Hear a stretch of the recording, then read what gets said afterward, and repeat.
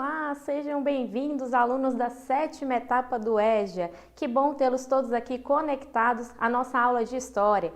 Vamos lá, o tema da nossa aula? O tema da nossa aula é os povos indígenas hoje. Vamos lá, agora, para saber um pouco mais, compreender um pouco mais dos povos indígenas. Lembrando que o nome indígenas foi dado ali pelos primeiros colonizadores ao se deparar aqui na América, com esses primeiros habitantes. Achando já ter chegado às Índias, nomearam esses primeiros habitantes aí de índios, e a nomenclatura indígena que nós conhecemos hoje. Entre esses primeiros povos que estavam ali durante esse primeiro contato entre o europeu e o indígena, estavam os guaranis, que já se localizavam ali, a gente sabe ali na parte litorânea. Então, os guaranis, que são conhecidos aí por distintos nomes, entre eles Chiripá, Caianguá, Monteses, Baticola, Apiteré, Quembequá, entre outros. No entanto, a sua autodenominação é Avá, que significa em Guarani, pessoa. Olha que legal! E aí esses primeiros habitantes aí do litoral receberam esses primeiros europeus que aqui chegaram de uma maneira muito cordial. Foi um primeiro contato amistoso. A gente observa aí que o índio, ele viu como esse povo tinha sido enviado ali dos deuses. Então a primeira visão do indígena foi uma visão muito boa do europeu. Teve essa visão amistosa. No entanto, o europeu já teve uma visão diferente, já olhou com estranheza aquele novo povo, aquela forma de se vestir, praticamente ali nus. Então tudo isso assustou o europeu. E o europeu olhou com um olhar preconceituoso para esses primeiros povos. Então vamos saber como vivem esses primeiros povos que aqui já habitavam o nosso território, antes mesmo da chegada dos colonizadores, como esses povos vivem hoje, atualmente no Brasil. Vamos lá. Os índios no Brasil não formam um só povo. Olha só, eles são muitos povos diferentes de nós e até entre si. A gente vê aí muitos povos que praticam certos rituais e a gente vai observar que em outros povos, com outros povos já funciona diferente. Por exemplo, eu vou citar aí o ritual da tucandeira, que é um ritual conhecido, que pegam as luvas e colocam ali, a mão do jovem para que ele vire ali, faça essa transição da vida da infância para a vida adulta. Então esse momento de transição, esse ritual. Já em outras tribos, esse ritual de passagem aí para a fase adulta é diferente. Então a gente observa que além de ser um povo diferente de nós, é também diferente entre si. Então cada povo tem um hábito, um costume. Vamos continuar lendo aí o nosso texto aqui na lousa. Vamos lá. Esses primeiros povos aí, a gente viu que durante a chegada desses portugueses aqui, haviam cerca de 5 milhões de índios. Olha, um número bem grande de índios, A gente vê aí um número de 5 milhões, mas que quando esses povos se depararam com esse colonizador, encontraram aí várias doenças trazidas por eles. E essas doenças dizimaram muitos desses povos. Então, as doenças trazidas pelos europeus, e as constantes lutas entre índios e brancos fizeram com que muitos desses grupos desaparecessem. Então o índio, ele não estava acostumado, ele não tinha o seu corpo preparado para certas doenças que o colonizador trouxe. Então ele estava ali, a sua imunidade não era preparada para essas doenças. Então muitas dessas doenças fizeram com que muitos desses povos desaparecessem. Então atualmente no Brasil existem aí aproximadamente 240 mil índios, mas algumas estimativas tanto do IBGE quanto da FUNAI dá aí um número superior, porque eles levam em consideração a autodenominação. Então, muitas pessoas, né, se caracterizam como índios, acham que são índios, né, por serem ali descendentes desses povos. Então, hoje a gente vê aí uma estimativa um pouco maior, né, por cerca ali de 800 mil a 900 mil índios, e distribuídos aí em cerca de 180 grupos diferentes.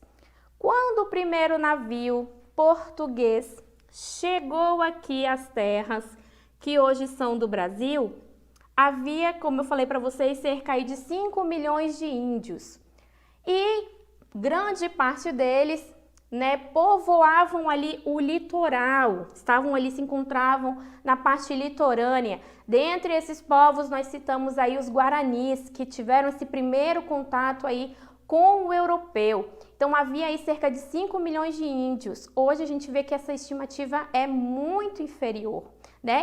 E ao longo do tempo, devido às doenças, também às invasões dos seus territórios, esse número aí foi caindo bastante. E hoje a gente tem aí um quantitativo muito inferior a esse.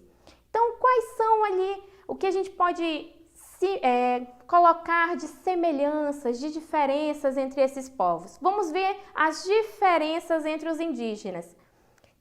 Cada povo indígena possui uma cultura, um modo de se relacionar com a natureza, de trabalhar e também um modo de fala diferente.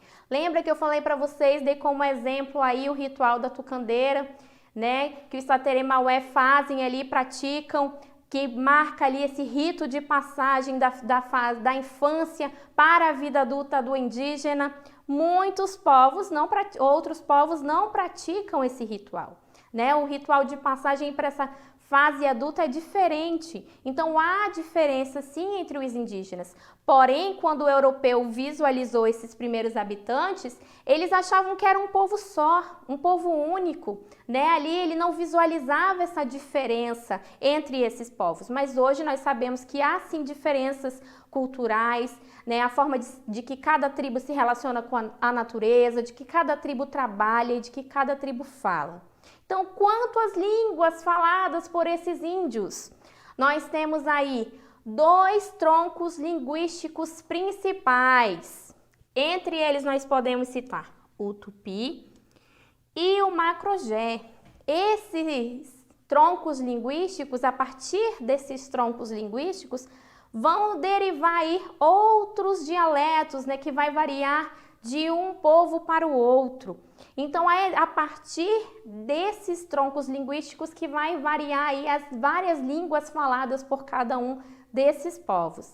E quanto às semelhanças de cada um desses indígenas, o que esses povos diferentes têm em comum? Vamos lá para essas semelhanças. Para os indígenas, a terra, ela é coletiva. Uma observação aí, alunos do EJA, 7ª etapa.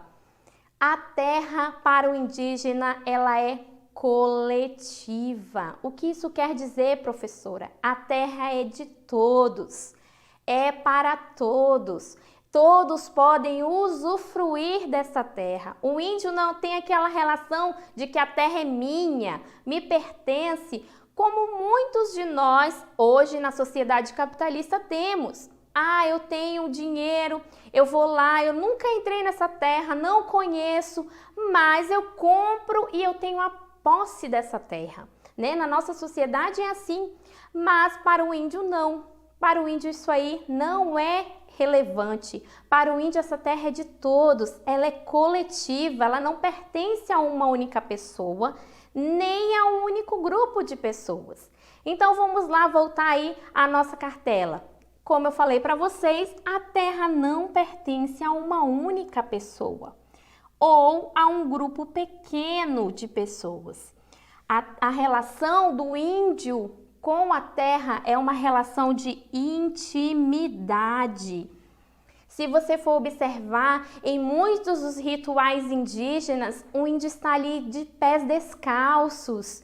Ele está ali no seu ritual com os pés na terra, fazendo o seu ritual. Dali você já pode observar a intimidade que o índio tem com a terra, a intimidade que o índio tem com a natureza. Então aquela terra para ele ali é uma bênção, é para ele ir lá plantar, colher, pescar, caçar e sem destruir, para cuidar dessa terra. Então, o índio ele tem essa relação de intimidade com a natureza, e isso é uma relação que a gente tem que aprender com essa relação, porque é uma relação de cuidado. O índio ele preserva, ele cuida da natureza. Vamos lá continuar nossa leitura? Então, diferente da nossa sociedade, não é mesmo? Que a gente não, muitos de nós não temos essa preocupação. A gente tem a preocupação com o quê? Com o comercial. Eu posso comprar, eu posso vender a terra. Eu não me preocupo que eu posso dividir essa terra com os meus colegas. Não, essa terra é minha, me pertence. Então isso é uma característica da nossa sociedade capitalista. As pessoas hoje na nossa sociedade podem ser o quê? Donas da terra. Onde mesmo, por muitas das vezes elas nunca nem sequer estiveram. Não é mesmo? Então eu nunca estive na terra, mas a terra é minha, ela me pertence. Então o índio não, ele tem essa questão coletiva, a terra é de todos, todos podem usufruir. Vamos lá continuar nossa aula? Quanto à divisão do trabalho, a divisão do trabalho para os índios é feita por meio da questão do sexo e da idade. Isso mesmo, as mulheres, cabe às mulheres a função de plantar, de colher, de tecer e de preparar os alimentos. Tá vendo? E os homens, eles ficam com as funções mais braçais, as funções ali mais pesadas, né? O homem, ele vai lá e derruba a mata. Muito cuidado com este termo aqui, derrubar a mata. Não quer dizer que o indígena vai ali derrubar a mata para agredir de uma forma agressiva. Não, pelo contrário, ele vai derrubar para sua subsistência. Então ele vai ali tirar, extrair da mata aquilo que ele vai usar, sem agredir, né? Diferente de nós vemos aí em muitas terras, inclusive terras indígenas, as madeireiras que entram nesses territórios e ali devastam a floresta, né, com fins comerciais. Para o indígena, não. O índio vai utilizar desta terra, mas de forma consciente, para a sua subsistência. Vamos lá, continuando. Então, ao homem cabe derrubar a mata, né, para tirar ali os materiais que ele vai utilizar para a sua subsistência. Eles vão também construir armas, né? Lembrando que o indígena é um povo guerreiro, né? Muitos deles guerreiam entre as tribos. E eles também vão cuidar da segurança da tribo, vão caçar e também pescar. Muito aí a gente vê semelhante à nossa sociedade, né? Algumas coisas, algumas funções distribuídas aí, mas a gente vê que são delimitadas as funções aí, tanto do masculino quanto do feminino. Vamos continuar vendo aí sobre essa divisão do trabalho. Entre os indígenas não há classes sociais, que nem na nossa sociedade, há ricos, há pobres. Não, para o indígena não há essa classe social como a do homem branco. Todos têm os mesmos direitos e recebem o mesmo tratamento. A terra, por exemplo, como eu falei para vocês, pertence a todos. E quando o índio ele pesca, ele caça, ele costuma dividir com os habitantes de sua tribo. Ele não tem, como eu falei para vocês, aquela questão de que é meu. Ele geralmente divide esse material aí entre todos os moradores da sua tribo. Apenas os instrumentos de trabalho, como os machados, os arpões, as flechas, é que são de propriedade individual. Ah, tá, professora, eu achei que tudo era de todos. Não, os arpões, os machados, os arcos, a flecha, isso é de propriedade individual. Cada índio tem o seu. O trabalho na tribo é realizado por todos. Porém, como eu já falei para vocês, possui aí a divisão por sexo e por idade. As mulheres são responsáveis pela comida, pelas crianças, pela colheita, pelo plantio. Já os homens da tribo ficam encarregados aí do trabalho mais pesado, como eu falei para vocês, caçar, pescar, guerrear e também tirar ali da mata aquilo que ele vai precisar ali para a sua subsistência, tá certo? Então eu espero aí que vocês tenham gostado da nossa aula. Agora nós vamos ver aí a nossa DLI, né? Vamos aí, é um momento que a gente pode refletir sobre o nosso conteúdo, fazer as nossas anotações e responder. Vamos lá, DLI?